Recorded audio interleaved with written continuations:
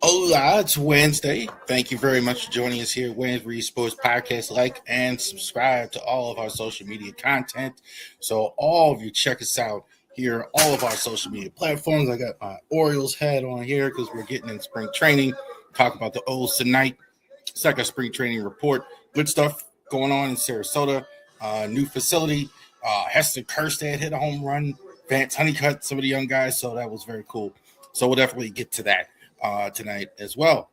As we always do at the beginning here, the podcast, we talk our business side of it as well. So definitely MLB preseason predictions video, March 22nd. That is the week before the MLB starts on the Sunday night before. We're going to go ahead and chop it up. Who's going to win the division? East, West, Central, MVP, all that stuff, preseason predictions.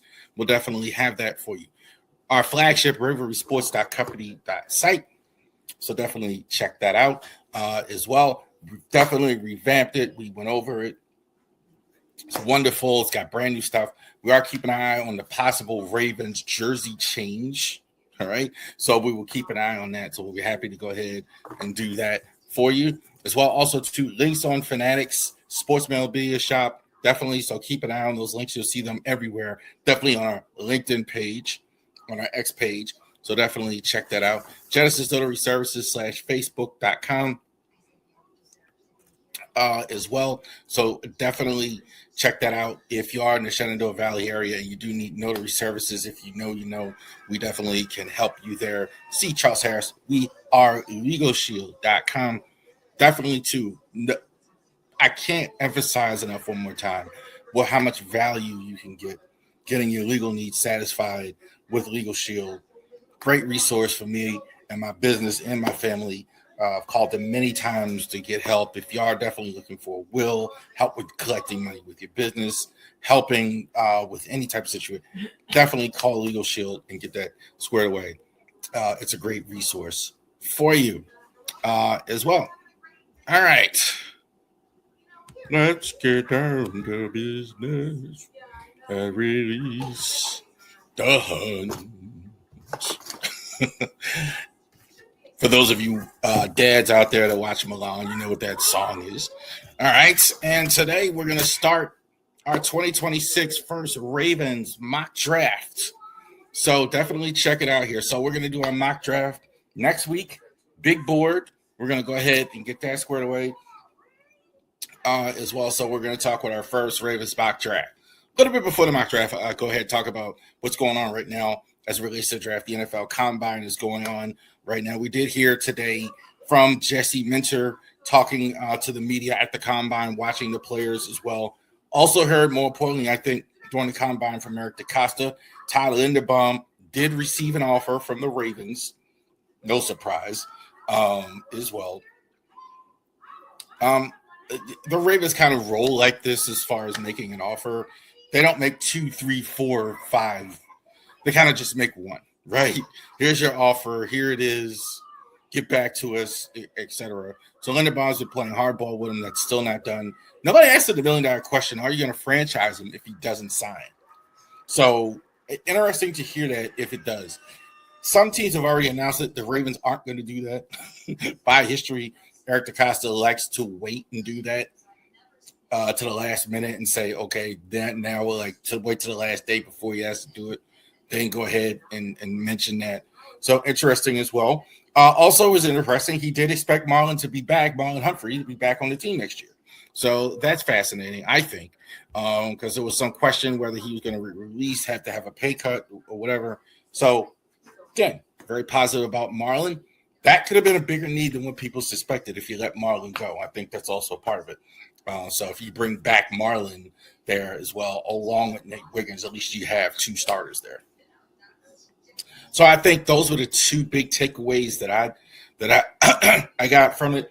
Not big on the Combine. I think guys are going to run. You're going to see who's the fastest guy, who does the most reps, etc. How they look in shorts, etc. Some guys are going to jump up their draft stock or whatever. Maybe wide receivers, running backs, something like that. But definitely, Combine is going on right now, and looking at the Combine right now because we're going to have the draft All right, so let's go ahead and talk about the NFL draft here. First round, we're just going to call him Vega Aloni. We talked about it last week in the uh, NFL mock draft with the whole league. This week we're just doing Ravens. This is prime need for the Ravens. They have to go ahead and fill one of their guard needs. There has been talk about Emory Jones filling in on the other side, on one side as well. Daniel Falele is a free agent. No talk, thank goodness, of bringing him back as well at right guard. So you're definitely looking at least at a right guard for sure. So even if you are looking to go ahead, the Ravens will take a defensive tackle. No, we don't. The defensive tackle thing, Kenny, um, is Matabuke healthy enough? And by what we're getting lately, we're assuming that Matabuke will be there. They tried to get him O-line last year, but Omarari, but they did not listen. Eric DaCosta likes his safeties there. So we know that.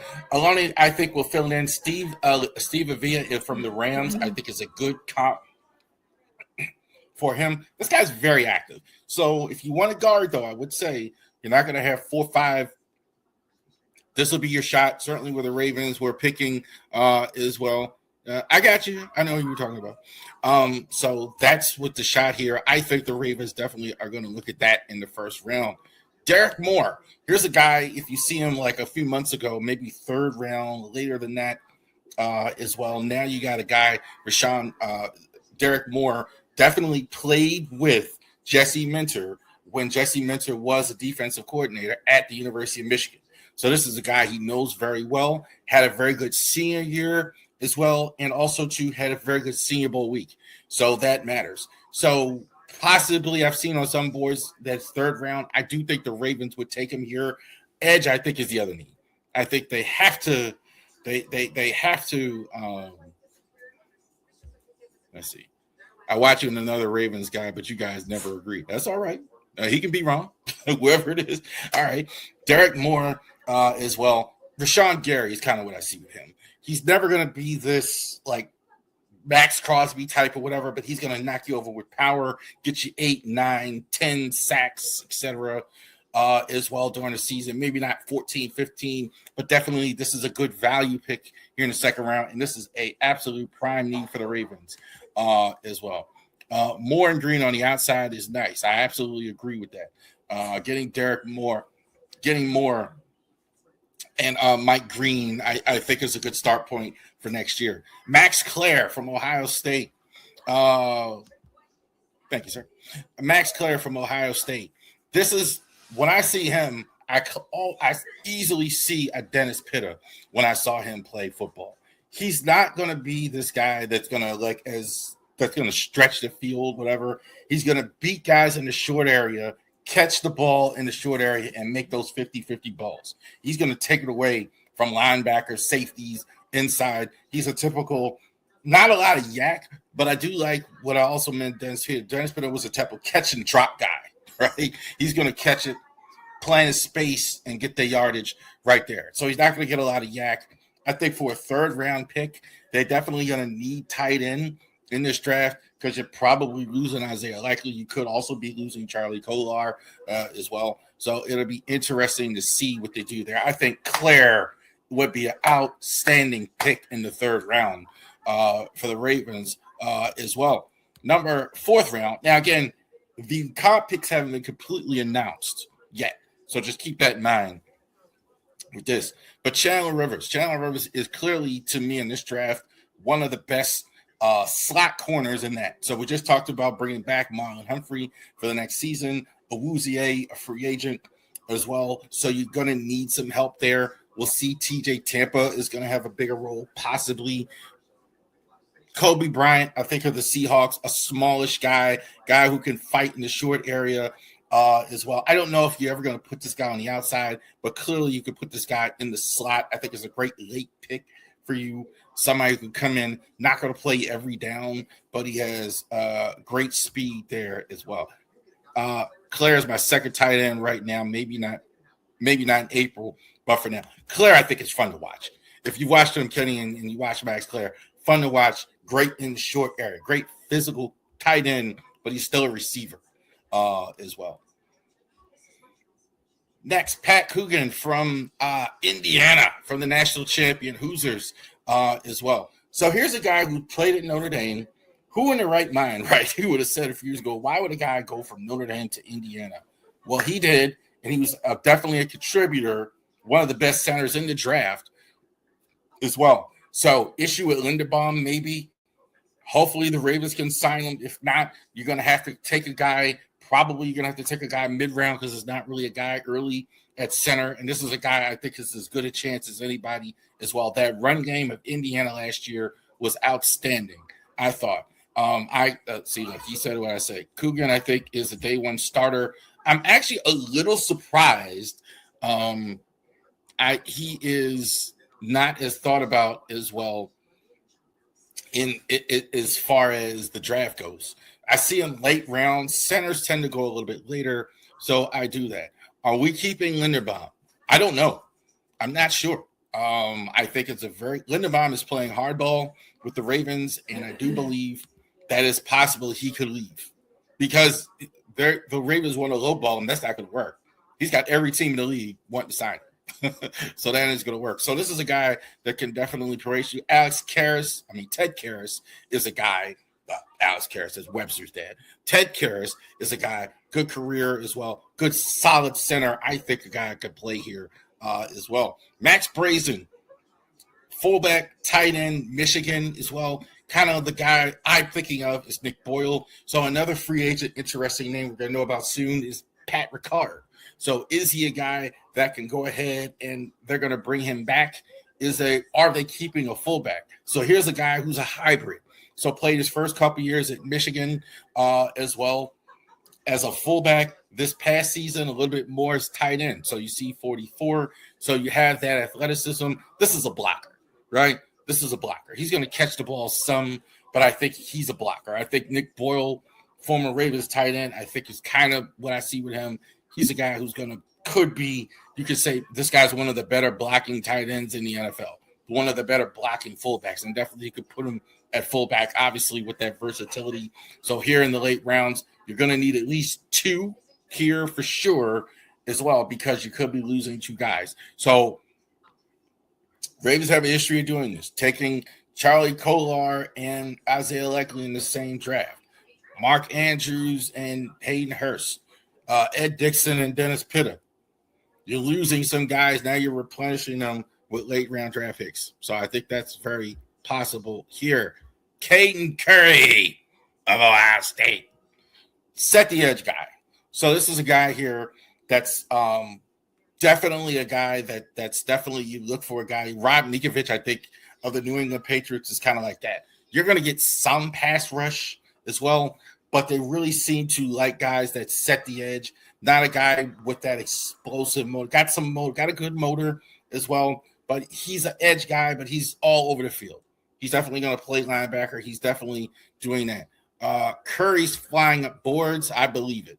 But here in the fifth round, I think this is a good pick for the Ravens. Ninkovich, I definitely think is a good comp for him. You look at a guy like Ninkovich, who had a long career, not a high pick, whatever, played on a good team. I think that's a good comp here as well. Adam Randall from the Clemson Tigers, fifth round from the Clemson from Dabo, Clemson Tigers. Garrett Bound is this. This is a guy, pound you up the middle as well. Don't know about Justice Hill coming back as well. Rasheen Ali played a little bit last year.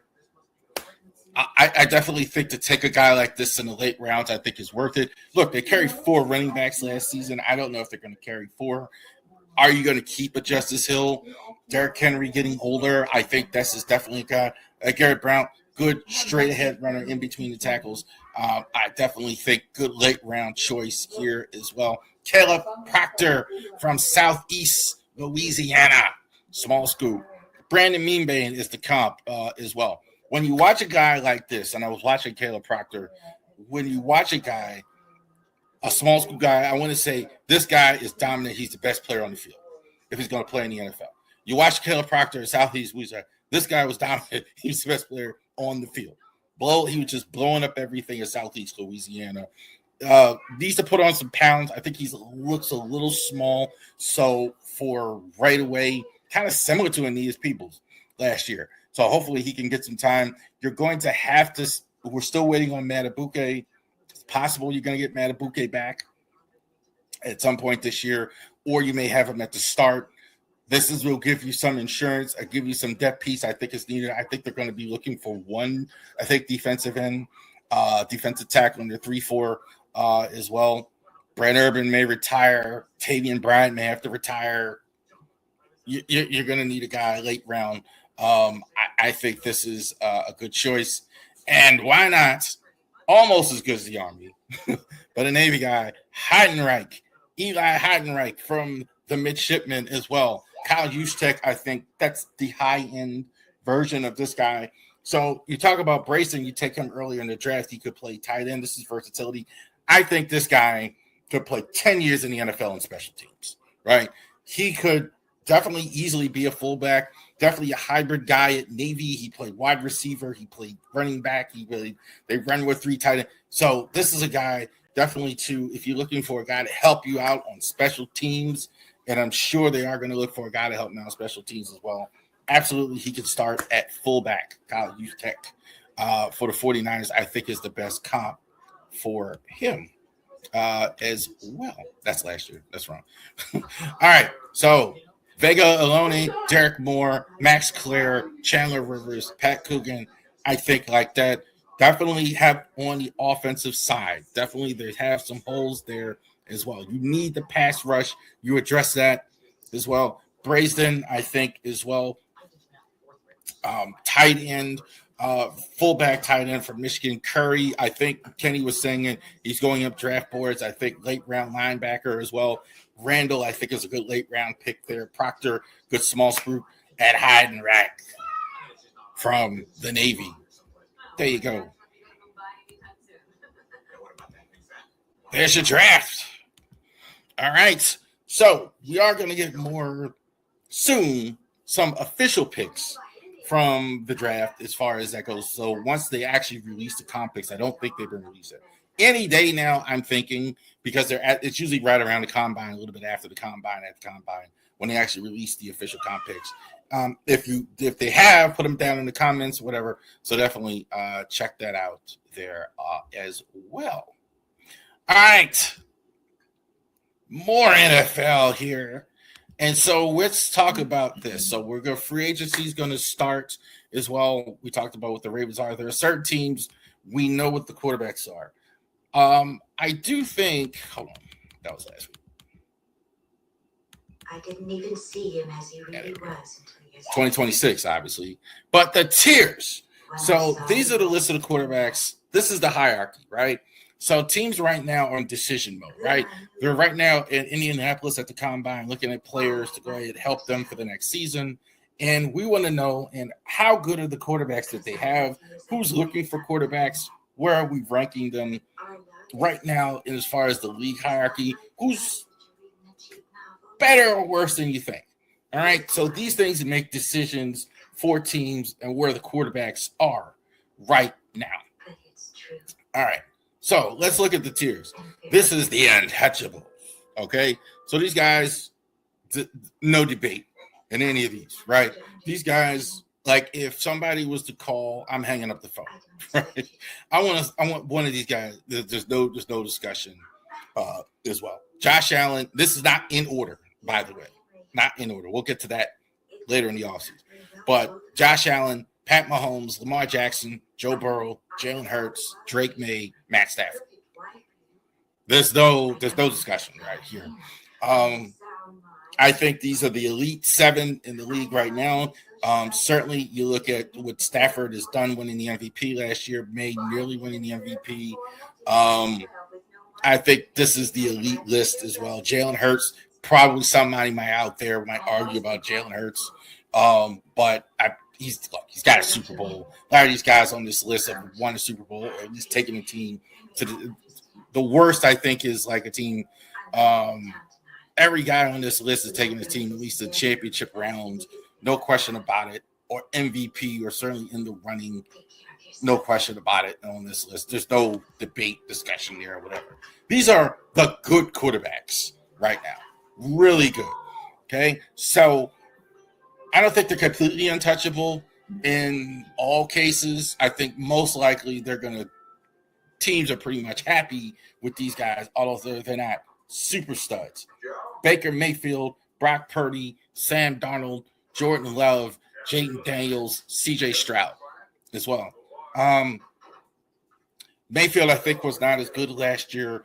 Purdy, I think, was battling injuries. Darnold, some would argue, is on the other list now. I don't have him there quite yet, as great as he was last year as well. We'll see. He's getting closer. He's more trending towards the untouchable category, but I have him in the good category. Jordan Love,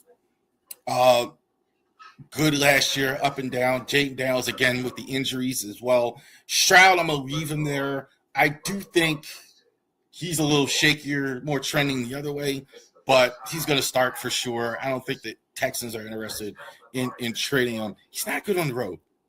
He's not good enough. He's not good on the road at all. Justin Herbert, Bo Nix, Dak Prescott, Jared Goff, Caleb Williams, Trevor Lawrence. Dak Prescott. I think I said Dak Prescott. Herbert's not an elite quarterback. I mean, I can't put him there. Some people have him there. I don't have him there anymore. He can't go out in the first round every year, and it doesn't work for me. Good in the regular season, good against bad teams, good against good teams too sometimes, but he's not a superstar. I'd take any of the one in the untouchables over him. Bo Nix, we'll see about his injury. I think otherwise he was very good all season in the fourth quarter. Definitely room to grow in the second half. Prescott's still very solid. I think the Cowboys are lucky to have him. Jared Goff, not as good as he was the year before. Caleb Williams developing right before us. Definitely could be going in the elite category. Got some things to clean up as well. Trevor Lawrence, I think, resurrected himself last year. Jags were really good as well. Developing. So this group, these guys are, we don't know, right? I wouldn't put them all in some cases. Some are trending bad, some are trending good, but not sure where these guys are. So we're still waiting. Jury's still out. I mean, I think that's one way to put it like that. And these are young guys in all cases. Bryce Young, I think he's the oldest one, at least in terms of experience in the league. I think he's the oldest. 4-year. I'm still having him in developing. I think he's good at times, and he's not good at other times. This streamer wants to stream.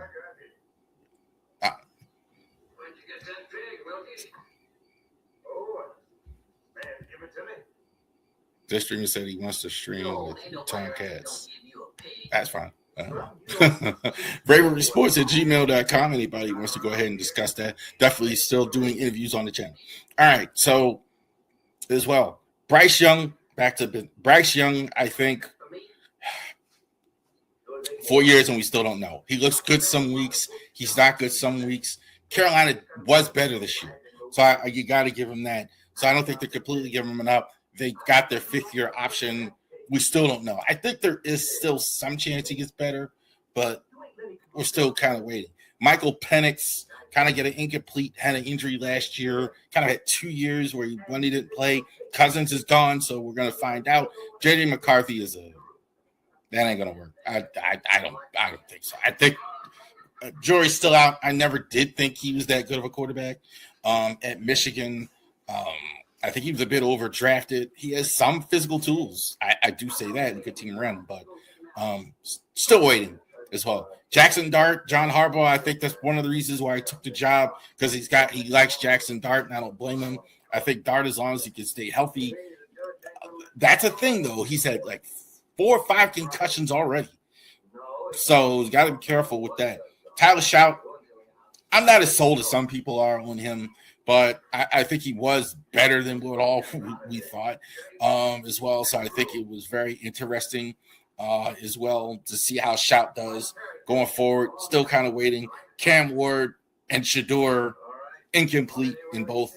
Cam, they were so bad around him. I guess you got to give him a pad. I'm still not sure what the deal is there. And Shador, I think, is going to be the odds-on favorite to start, I think, in Cleveland as well. I think Todd Monken, I'm kind of thinking Todd Monken, that's the direction he's going to go in week one there. These other teams, these are teams searching for QB that's undefined. So the situation is still up in the air. Steelers probably bring back Aaron Rodgers, I would think, but we still don't know. Tua probably out in Miami, so they're going to be searching for a quarterback. Could be Malik Willis. Colts, Daniel kind of saying like the Steelers, Daniel Jones could come back for them. Had an injury last year. Possibly they could be looking at Malik Willis or Derek Carr. I think that's on the board. I think Derek Carr is on the board for somebody as well. Him coming out of retirement. Cardinals, I think they're in the worst spot. They're definitely not going to get one in the draft. Quarterbacks don't want to go there. Carr said already he doesn't want to go there because he doesn't want to win because he doesn't think they'll win. It'll be interesting to see what happens. I think they're probably in the toughest spot. Kyler Murray, the quarterback they do have that they're moving, I think could wind up in New York. New York does have 2 first-round picks. They could have their eye. I think they might have their eye on Ty Simpson as well in the draft. I think it's possible because they have that mid-round pick as well. Raiders, it's not official yet. We're all assuming it'll be Fernando Mendoza taking the spot as the next quarterback of the Raiders. There you go. There are your tiers. So definitely check that out. So they quarterbacks drive the engine. We'll see what quarterbacks actually do going forward next year as well. Interested to see what happens on that last group too, as well as quarterbacks. What do the Steelers do? What do the Colts do? What do the Dolphins do? Quarterbacks. That's a lot of teams. That's like 6, 7 teams looking for QB, undecided. So while they're doing that, I think the Raiders, they got the first pick. There's a quarterback there, so they're going to do that. But other than that, there's a lot of apprehension right now around quarterbacks there as well. All right. Terps, let's get to that. They are holding their own tonight in the Nebraska country, the Cornhuskers. That is a real thing. Those of you who have never been to Nebraska, it is, that corn is real. When I was at when I was at Camp Ashland running, you're really running drills in corn. Corn is literally up there. That's a real thing. So that name's not belonging to me. That's for real. Like corn and Camp Ashland. And they also too right now have one of the best teams in the country, and the Terps are holding their own as well. Let's check the comments here in a second.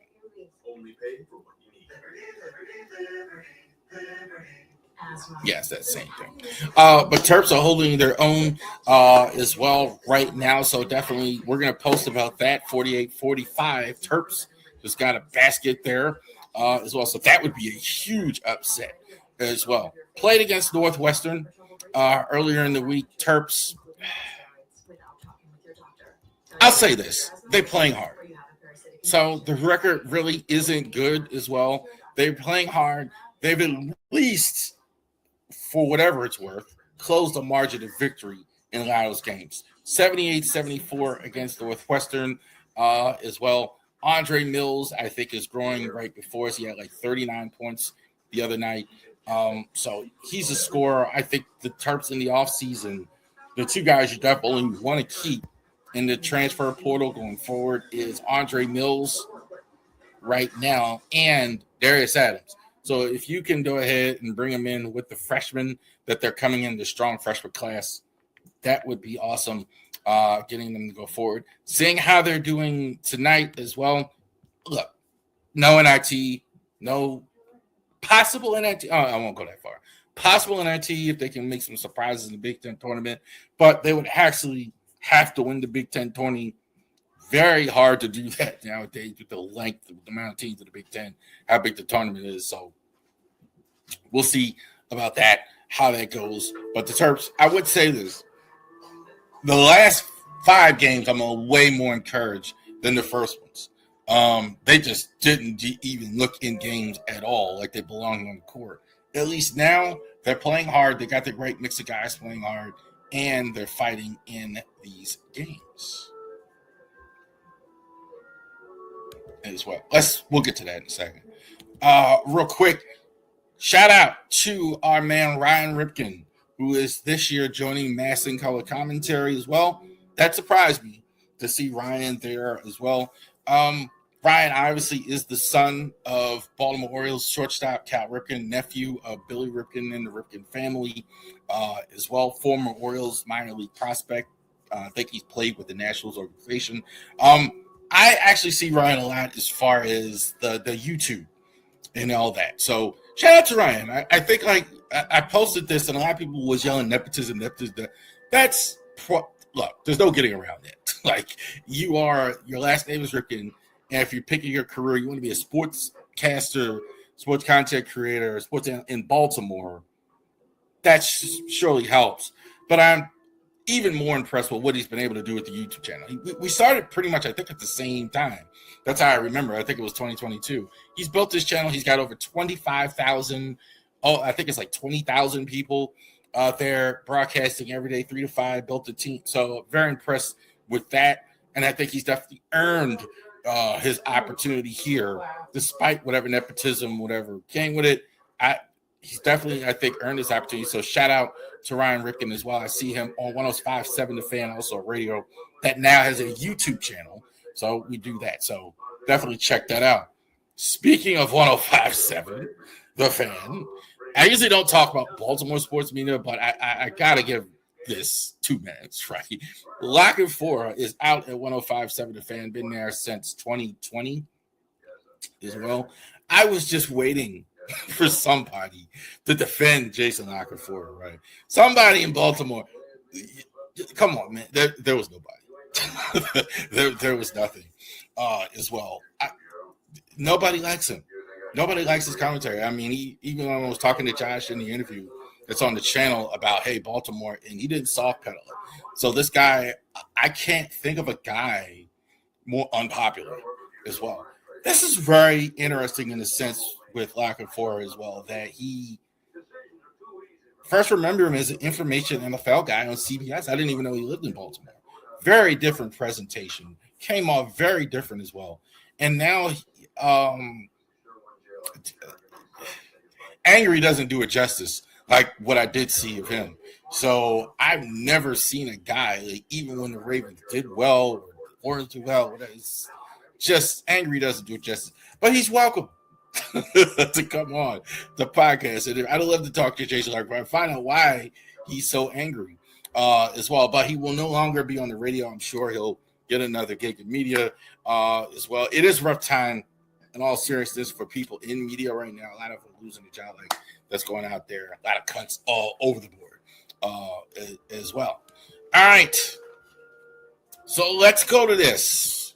So I think one of the greatest rivalries, one thing I talked about at the Rivalry Sports blog was one of the greatest rivalries in the NBA. I compared it to the Ravens Steelers rivalry in the writing. Not quite the same. Ravens Steelers fighting for the division, fighting for this, but two franchises that measure themselves against each other. This is a big rivalry because I think also too, they only really meet in the finals. That's the only reason it's a rivalry, because they met so many times in the finals. That's why it is. So we'll see. 119-89. That was the last result in Sunday's game. Real quick on that, Lakers. Lakers are a mediocre team. I've been saying that the last couple of years. The Lakers are my favorite team, but they're very mediocre. Doncic, I think, keeps them way out of the basement, out of the floor as well. They're going to build around him going forward. Interesting to see how that goes. LeBron, I think, he should retire. He's not the same player. I think he's a good enough player. I do think he's going to go to Cleveland next year and get his retirement tour, finish where he started, finish in Cleveland. That's fine. There's not a lot of defense on this team. So I don't know why people like Austin Reeves as much as they do, but total non-factor. I've seen him too many times. He'll be good for a stretch, and then he'll not factor. That's not a really, really good player. Celtics doesn't surprise me. Joe Mazzulla is an outstanding coach as well. They have, I think, Jaylen Brown. You're finding out now how good Jaylen Brown is. He's uber underrated as well. Peyton Pritchard, 6th man of the year last year, started a lot. Outstanding shooter as well. They probably won't win the East, I don't think, but I think they're definitely competitive. The fact that they're competitive and basically horse raced the Lakers out didn't surprise me as well. So that game was on Sunday. I watched that game. I think it's the greatest rivalry in sports. I remember when I was a little kid, my dad was the biggest Boston Celtics guy there ever was. Right? We're going to talk about Bill Russell and some of the players, but Bill Russell, I think, was his guy. Certainly one of the athletes, one of the black athletes that stood up for other people in terms of racism and all those things. Guys like Jim Brown, guys like Muhammad Ali, guys like Bill Russell. I think that was the reason. When I was a kid in the 80s, though, it was Larry Bird and McHale and Parrish and Danny Ainge and these guys. So that was the thing. What was going on? Showtime Lakers was it. Before that, we had great iterations of this long rivalry. I think one of the best rivalries, I think, in the history of the NBA, the Celtics and the Lakers. So let's go ahead and talk about this. 1962 NBA Finals. So this was Game 7 as well. This was the infancy of that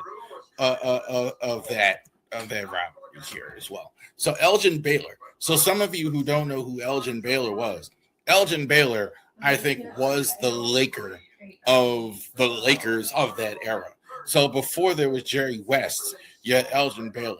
110-107 in Game 7 as well. The two great Lakers, the two guys going at it. Jerry West played in this game. Bill Russell, this was really in his prime. Sam Jones, the great Bob Cousy as well. So I think this was ranks up. I think this was one of the great Celtic Lakers series, and that's saying something there as well.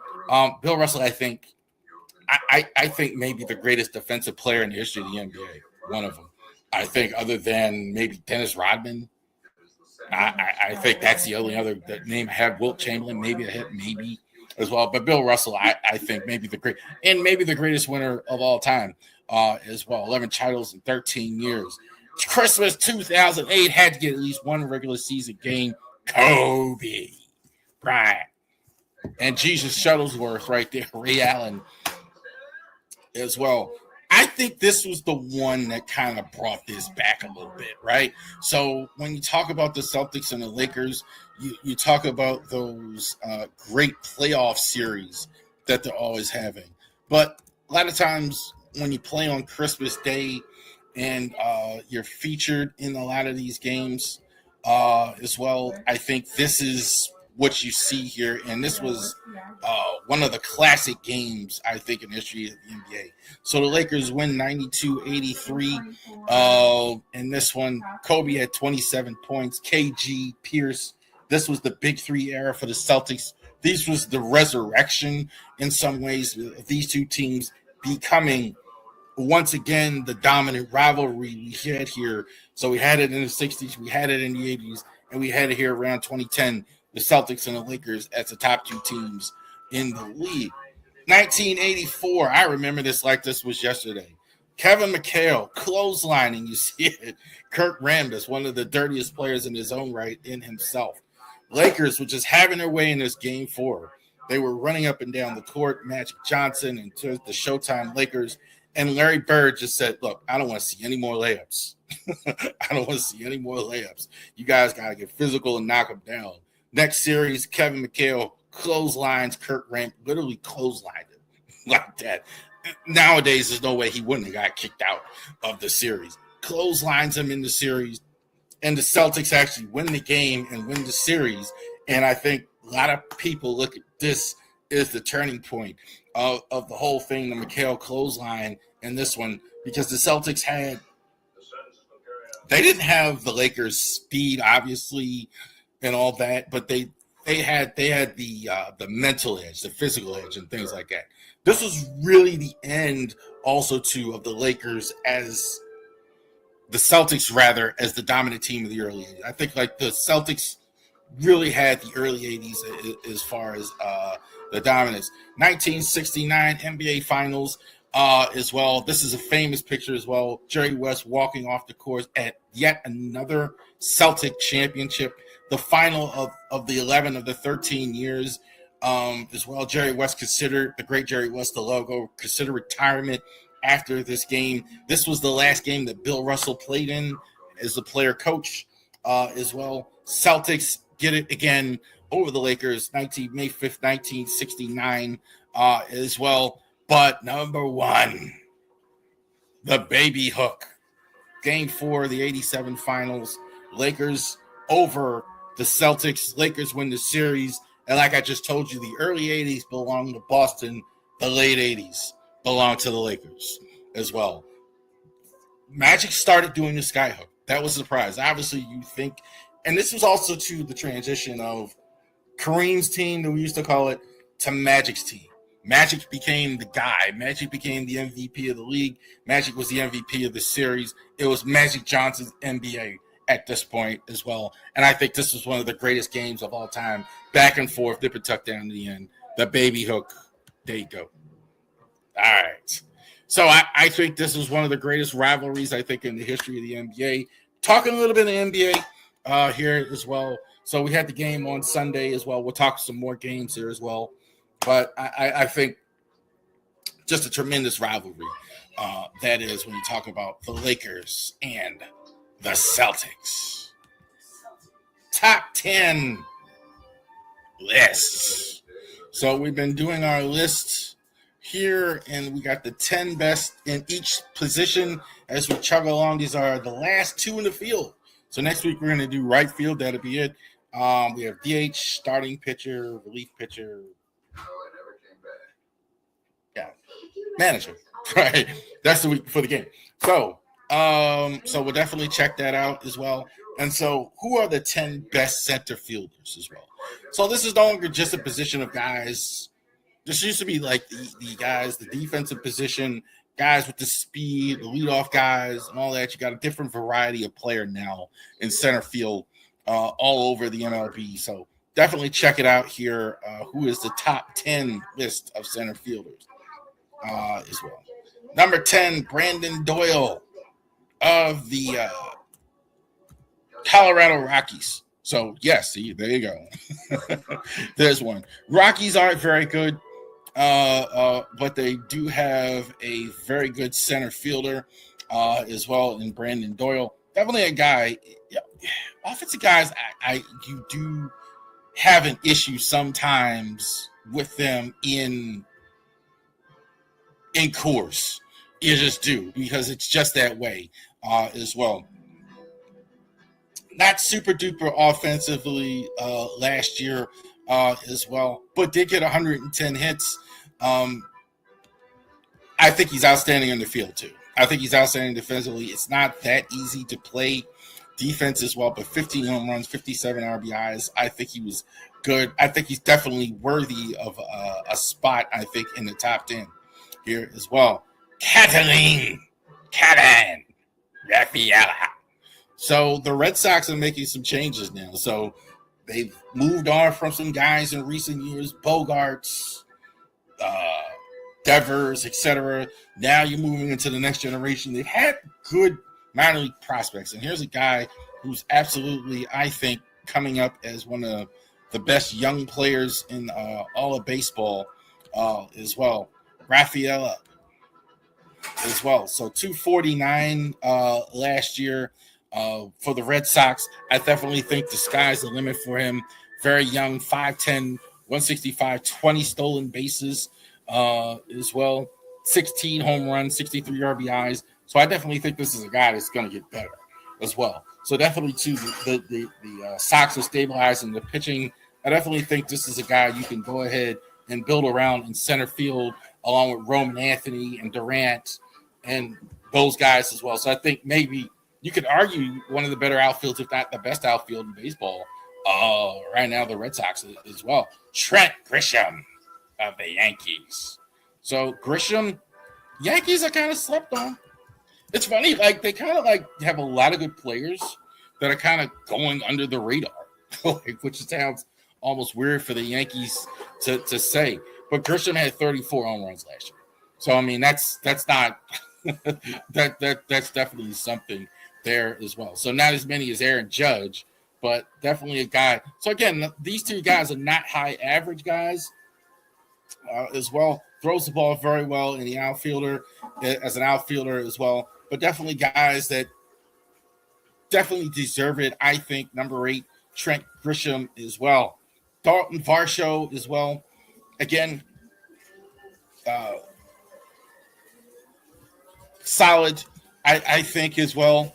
Varsho, Ben, he's had a much better career than what you think. He's played definitely a lot of his career uh,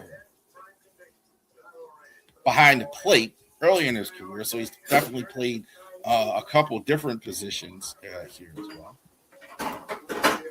The stats will pull up for Varsho. So 20 home runs, 55 RBIs last year. Did miss some time. I think that's always been kind of a thing with him. Got to stay healthy as well. But definitely, too, in that Blue Jays lineup is a lot to like there. So the Blue Jays definitely have a lineup. They're not going to have Santander here as well. You talk about guys like George Springer and Vladdy and all that. You definitely get a guy like this that's definitely going to help you in the outfield as well. Number 6, Michael Harris.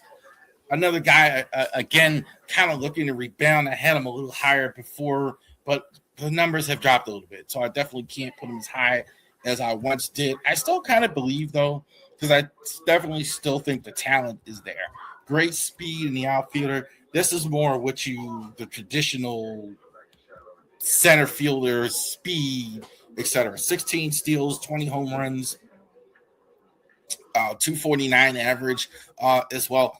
I like to see that average get back up, though. He used to, like a couple years ago, he was hitting like 290, 264. So his averages kind of dipped a little bit. So it's kind of the case with a bunch of the Braves, but I definitely still have him there. I think defensively, he's fantastic in center field. So Michael Harris, number 6. Brian Buxton, number 5. Honestly, I haven't been in love with Buxton his whole career like a lot of people have with him. I think because he's been on the shelf so much. He's also to a lot of his career productive stat wise, but the average was so low a couple times. So, but last year I thought he was really putting it together. He did miss some games, but he was really putting it together as well. 264 average last year as well. 35 home runs, over 83 RBIs.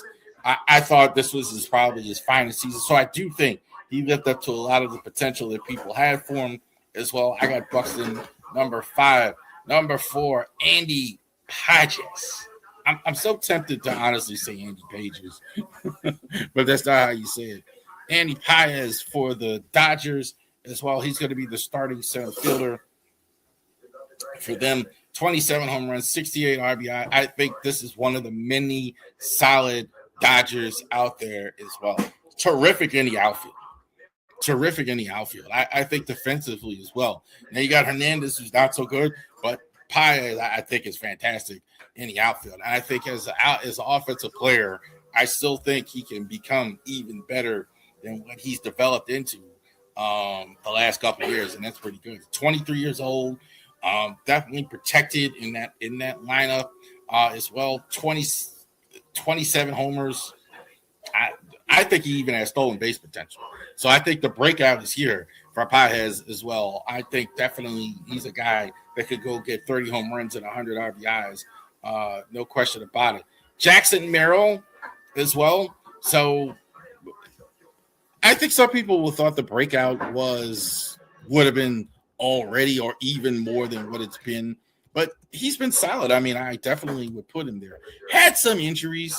I think that's kind of slowed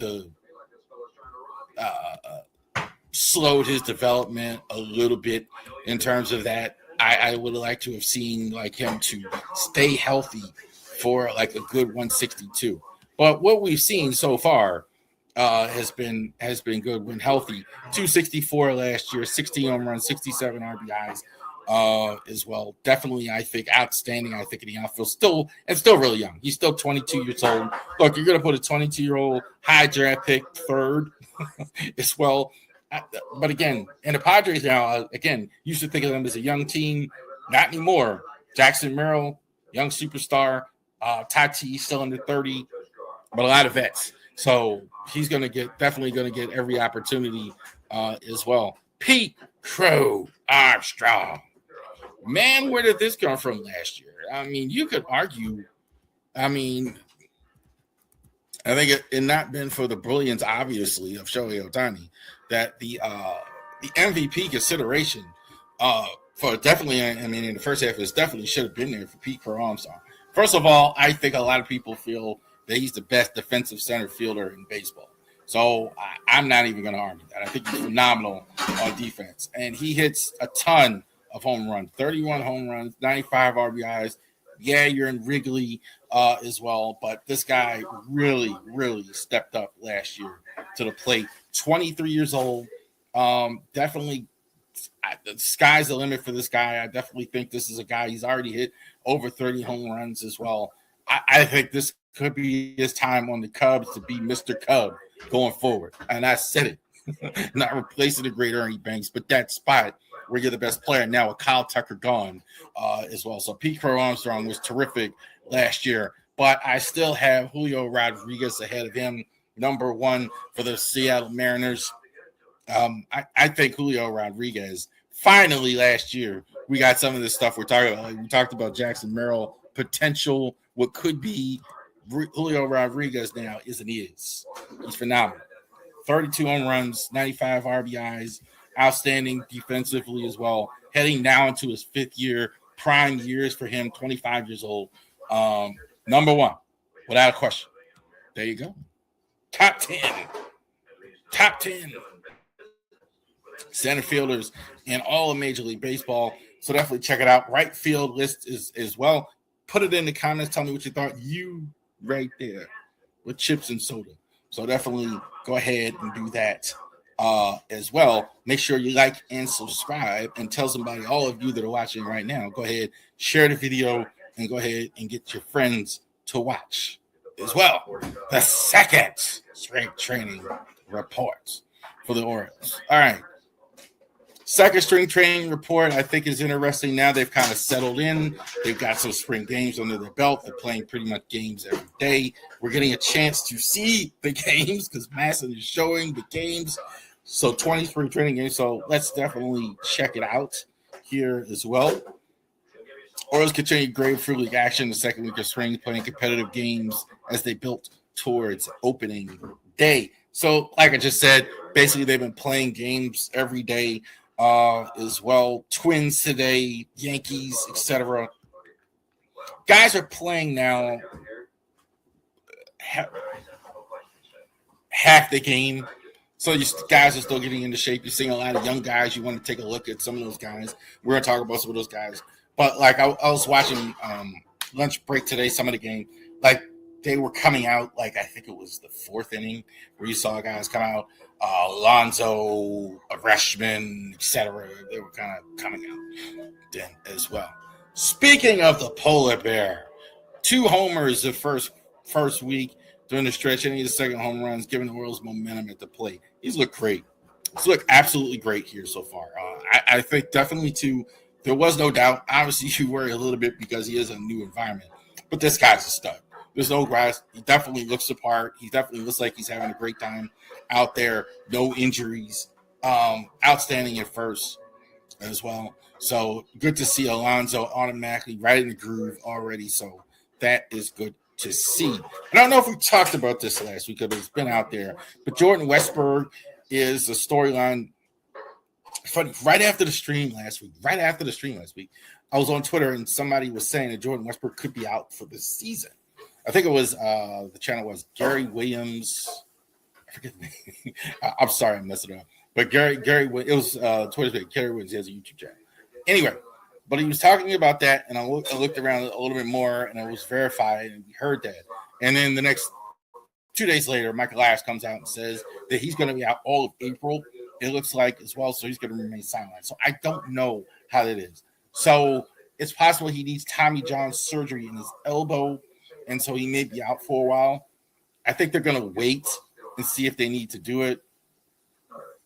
I don't know. That might work, but definitely he's for sure. What they're saying is he's going to be out all of April, as well. Kobe Mayo is getting a lot of those reps as well, so keep that in mind as well. No clear timetable for his injury. No clear timetable for him as well.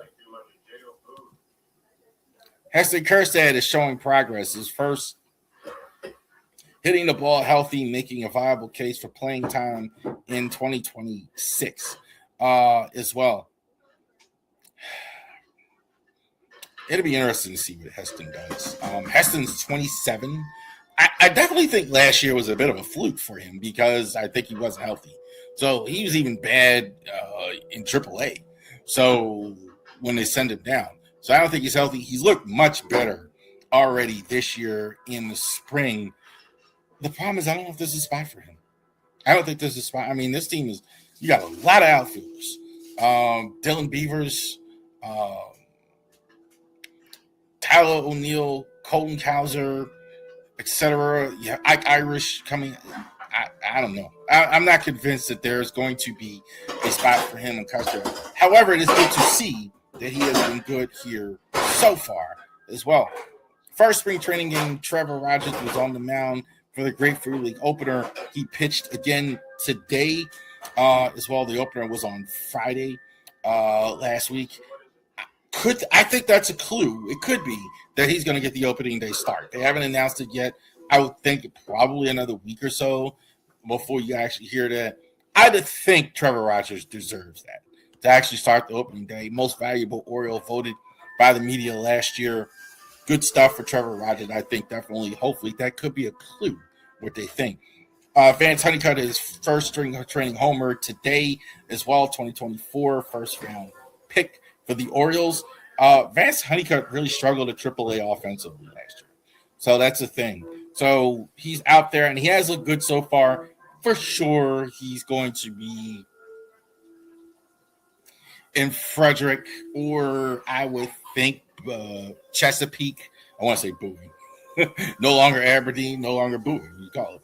So I think definitely that I would think they're probably putting him in Chesapeake. Possibility you could see him in Frederick as well, which is now, and again, to finish the thought, then the 8th affiliate, no longer Aberdeen Ironbirds of that as well. And Orioles over today, 7-5. What was the score today?